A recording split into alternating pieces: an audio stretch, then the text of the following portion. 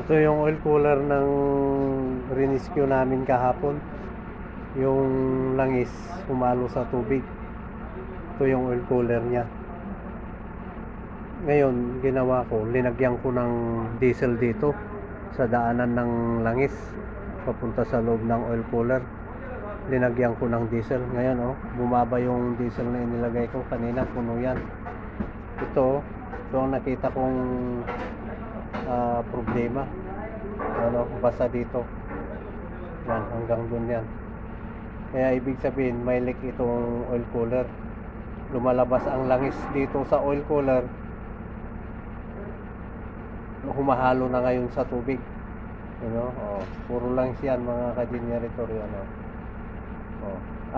Diesel. Yung diesel pala ito na nilagay ko. Yan. Kaya ito ang problema. May leak itong oil cooler niya. Lumabas ang langis dito sa oil cooler dito. Kaya humalo na sa tubig. Wala na bumaba na yung diesel na nilagay ko sa butas. Kabilaan yan.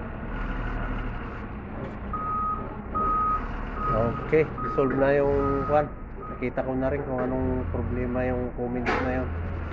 Okay, see you next video again. Thank you for watching.